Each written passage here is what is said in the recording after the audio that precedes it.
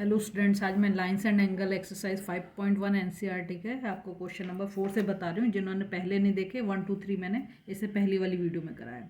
यहाँ देखा find the angle which is equal to its complement. तो हमें पता है कॉम्प्लीमेंट्री एंगल का सम कितना होता है 90 डिग्री। ठीक है, तो हम क्या करेंगे, यहाँ पर दोनों ही एंगल को, यहाँ जगह का मैं नहीं लिख रही हूँ, यहाँ लिखोगे let both the angles be x. दोनों को हम एक्स क्यों मान रहे हैं, इसलिए मान रहे हैं कि दोनों एंगल कैसे इक्वल है। और हमें पता है कॉम्प्लीमेंट्री एंगल का सम कितना होता है 90 डिग्री होता है। ठीक है, तो इधर क्या हो गया आपका 2x, 1 + 1 2x हो गया इजिकल टू 90 डिग्री, और angle x equal to 90 divided by 2 45 degree आ गया। ठीक है, तो ये दोनों इक्वल एंगल हो गए, 45 + 45 90 आपका आंसर हो गया। ठीक है, क्वेश्चन नंबर 5 में दे रखा find the angle which is equal to its supplement. हमें पता है कि सप्लीमेंट्री एंगल जो होते हैं उनका सम कितना होता है 180 होता है। तो यहाँ पर भी हम दोनों एंगल को सेम मान लेंगे। यहाँ मैं एंगल y ले रही हूँ। ठीक है, एंगल y + y, तो आपकी मर्जी है, x लो y लो, जो भी लेना ले सकते हो। ये कितना होना चाहिए 180 डिग्री होना चाहिए। तो अब यहाँ पे क्या हो गया 2y इजिकल टू 180 डिग्री, और angle y is equal to 180 divided by 2, तो ये 90 डिग्री। दोनों एंगल कितने आ गए आपके इक्वल, क्योंकि वो कह रहा है इसलिए मैंने दोनों सेम माने। ठीक है, अब यहाँ पे दे रखा है in the given figure angle 1 and 2 are supplementary angle. ये तो उसने दे दिया कि दोनों का सम कितना होना चाहिए 180 होना चाहिए, और स्ट्रेट लाइन है तो 180 होगा भी।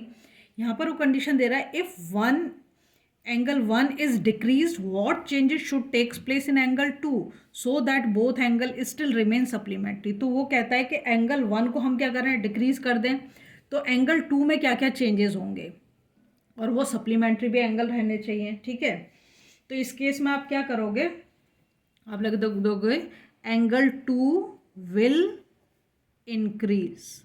ठीक है, क्या होगा एंगल 2, अगर हम इसको घटा रहे हैं एंगल 1 को, तो ऐसे इस साइड पे चला जाएगा। ठीक है, तो एंगल 2 क्या हो जाएगा इंक्रीज हो जाएगा।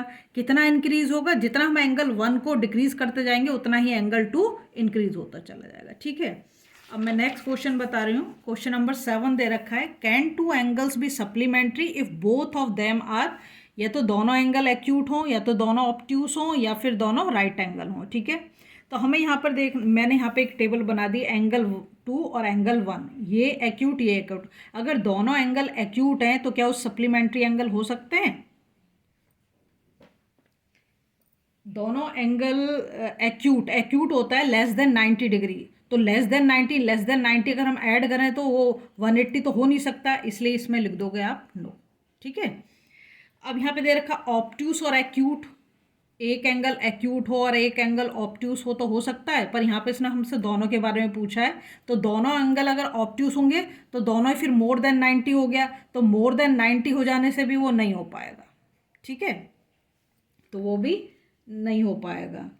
कब, जब एक एंगल एक्यूट हो और एक ऑब्ट्यूस हो तो भी नो। ठीक है, फिर दे रखा है एक एक्यूट और एक राइट एंगल हो तो नहीं हो पाएगा, क्योंकि राइट एंगल तो 90 हो गया और एक्यूट लेस देन 90 हो गया, तो सप्लीमेंट्री नहीं होगा। ठीक है, अब एक एंगल ऑब्ट्यूस दूसरे वाले केस में हो जाएगा। ऑब्ट्यूस का मतलब है मोर देन 90 डिग्री और लेस देन 180, और एक्यूट तो कितना भी हो सकता है 1 से लेके के आपका 89 तक हो सकता है, तो इसलिए ये वाला यस हो जाएगा।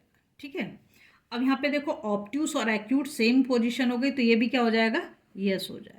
ठीक है, दोनों ऑब्ट्यूस मतलब दोनों ही एंगल मोर देन 90 डिग्री, तो हमारा सम 180 से ऊपर चला जाएगा, तो सप्लीमेंट्री नहीं होगा, तो ये नो हो गया। अब एक ऑब्ट्यूस और एक राइट एंगल, एक एंगल तुम्हारा 90 डिग्री होगा, एक 90 से बड़ा हो गया, तो ये भी पॉसिबल नहीं है, तो ये भी क्या हो जाएगा नो हो जाएगा। अब ये एक राइट एंगल और एक एक्यूट एंगल, एक राइट एंगल और एक एक्यूट एंगल भी नहीं हो सकता, क्योंकि राइट एंगल तो एग्जैक्टली 90 डिग्री होगा, एक्यूट 90 से कम होगा, तो 180 सम नहीं बनेगा, इसलिए ये भी नो है। एक राइट और एक ऑब्ट्यूस, ये भी पॉसिबल नहीं है, क्योंकि राइट एंगल 90 डिग्री हो गया और ऑब्ट्यूस को हम लेंगे तो ऑब्ट्यूस कितना हो जाएगा मोर देन 90 डिग्री, तो फिर वो 180 से ज़्यादा जाएगा, इसलिए ये भी नो।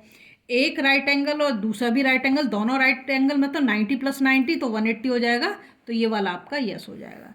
आपको वैसे यहाँ पर जो क्वेश्चन पूछा है मैंने टेबल समझा दी, जिससे और कोई क्वेश्चन अलग तरीके से आए तो तुम कर पाओ। यहाँ पे पूछा है can two angles be supplementary if both of them are acute. अगर दोनों एंगल एक्यूट हैं तो क्या वो सप्लीमेंट्री एंगल हो सकते हैं? नहीं हो सकते। क्यों नहीं हो सकते? कि दोनों जो है लेस देन 90 होंगे तो 180 सम बन ही नहीं सकता। ठीक है। दूसरा पूछा अगर दोनों एंगल ऑब्ट्यूस हो तो पॉसिबल है? तो भी पॉसिबल नहीं है, क्योंकि दोनों ही एंगल का सम जो है 90 से ज़्यादा होगा, 90 मोर देन 90 होता है। ठीक है। अब ये राइट एंगल है, इसमें पॉसिबल है। ठीक है।